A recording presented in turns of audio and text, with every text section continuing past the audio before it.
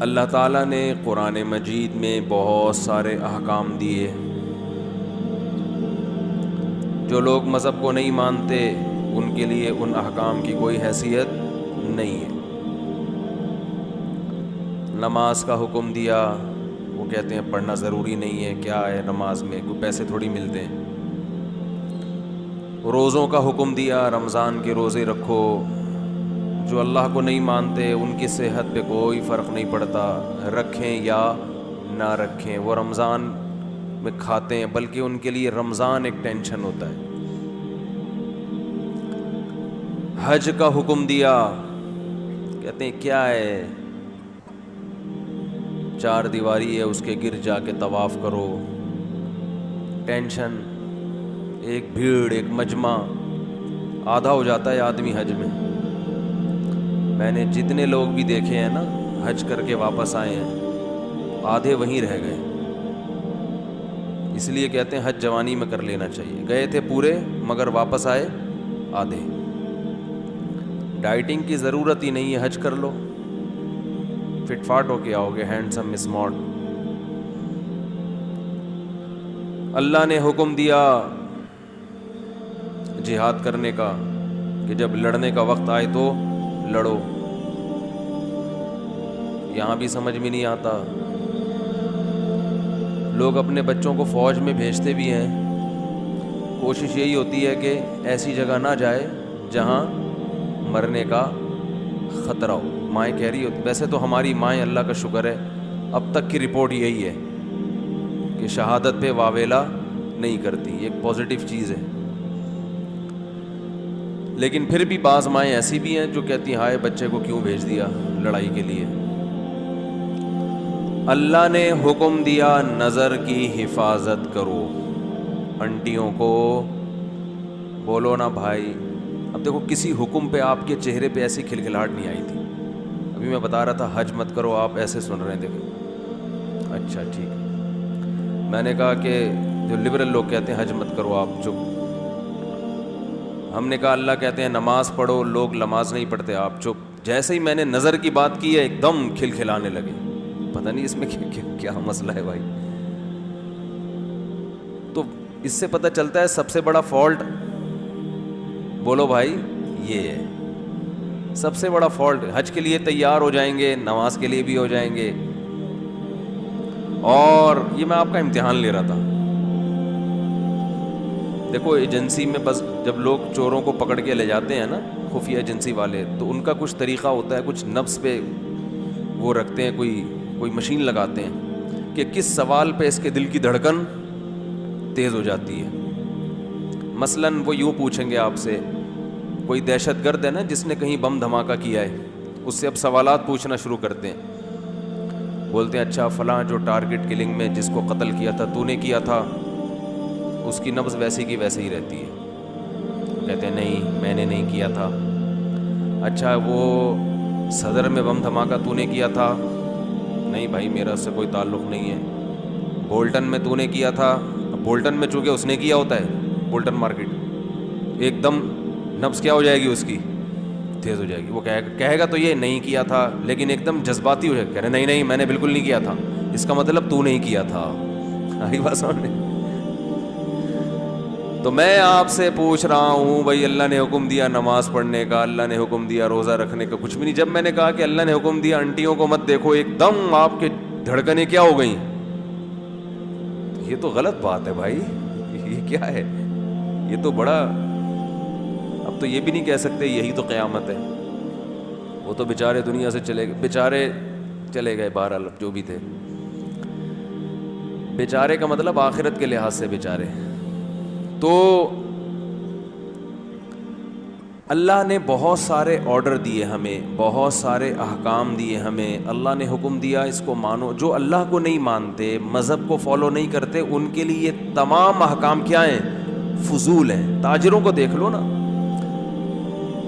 جو بیچارہ دیندار تاجر ہوگا ہر تجارت میں مفتیوں سے، علماء سے پوچھے گا حضرت میں یہ بزنس کر رہا ہوں، یہ جائز ہے، سود تو نہیں ہے؟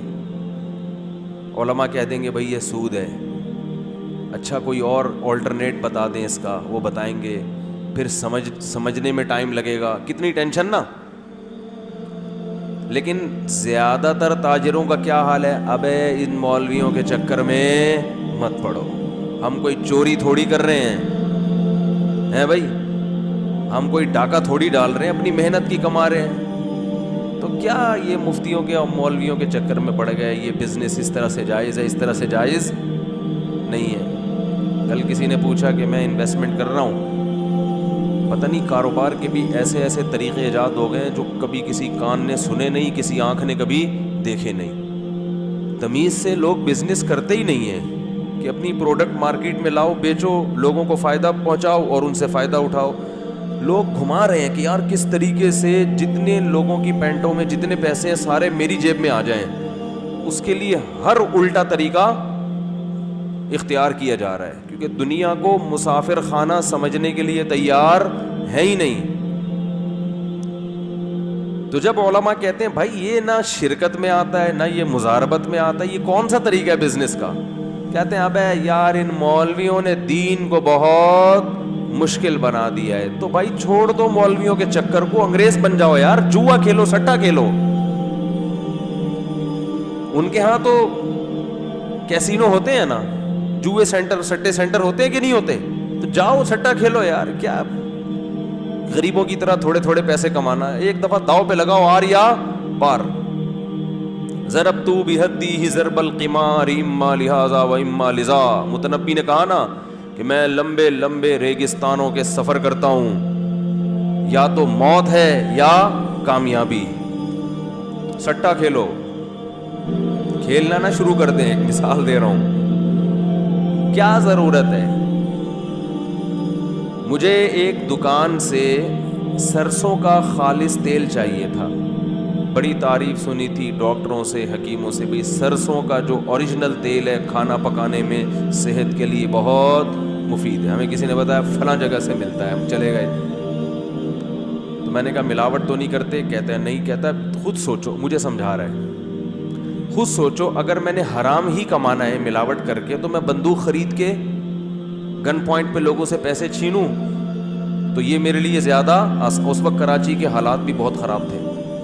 تو جب حرام ہی کمانا ہے تو میں بندوق خرید کے گن پوائنٹ پہ لوگوں سے پیسے نہ چھیننا شروع کر دوں. یہ مجھے اتنی بڑی دکان کھولنا, پھر بوتل کی پیکنگ اور یہ سب ٹینشنوں کی کیا ضرورت ہے.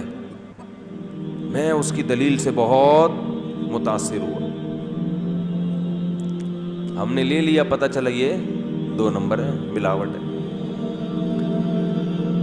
تو دلیل تو صحیح تھی, بھائی تو نے حرام ہی کمانا ہے. تو وہ جو چور جو بندوق کی نوک سے لوگوں سے پیسے چھین رہا ہے وہ کم درجے کا مجرم اس لحاظ سے ہے کہ کم از کم لوگوں کی آنتیں تو نہیں خراب کر رہا نا کیمیکل ڈال کے. وہ بھی غلط کر رہا ہے, اس کی بھی سزا بہت سخت ہے. لیکن تم تو کمبختوں کھلا لوگوں کو غلط چیز رہے ہو, لوگوں کی جانوں سے صحتوں سے کھیل رہے ہو. تو خیر میرے بھائی, اللہ نے بہت سارے احکام دیے, یہ کرو, یہ نہ کرو, یہ کرو, یہ نہ کرو. جو نام نہاد لبرلز ہیں ان کی صحت پہ کوئی اثر نہیں پڑتا. داڑھی رکھو, یہ بھی اللہ کا حکم ہے. لوگ کہتے ہیں قرآن میں کہاں لکھا ہے. قرآن میں یہ لکھا ہے کہ من یطیع الرسول فقد اطاع اللہ. جو رسول کی مانے گا وہ رسول کی نہیں بلکہ کس کی مان رہا ہے, اللہ کی. یہ جہالت والا مطالبہ ہے کہ قرآن میں دکھاؤ, قرآن میں دکھاؤ. قرآن یہ بتا رہا ہے کہ کچھ براہ راست میں احکام دوں گا, اور یہ جو رسول ہے نا, رسول یہ میرے میسنجر ہیں, یہ میرے سفیر ہیں. سفیر جو کچھ کہتا ہے وہ اپنی بات نہیں ہوتی, وہ کس کی بات ہوتی ہے, وہ تو پیغام لے کر آیا ہے. تو سفیر کی زبان سے اللہ کہلوائیں گے تو وہ بھی وہی بات ہے جو اللہ نے خود کہی. اور محمد صلی اللہ علیہ وسلم نے کیا فرمایا, اعفوا اللحا, داڑیاں بڑھاؤ.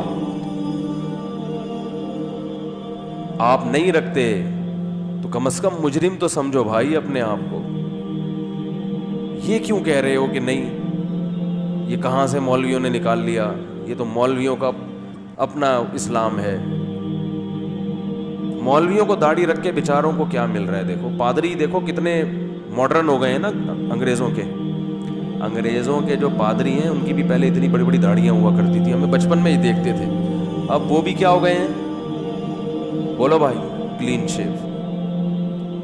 تو آپ یہی چاہتے ہو کہ مولانا بھی کیا بن جائیں؟ ہے بھائی, یہی بن جائیں. داڑھی تو چہرے کا نور ہے, چہرے کی رونق ہے. یقین نہ آئے, جس کی داڑھی ہو کٹوا کے دیکھیں کیسا لگے گا. چہرے کا ساری رونق غائب. خیر, تو اللہ نے حکم دیا یہ کرو, یہ نہیں کرو, یہ کرو, پھر والدین کی فرما برداری کرو,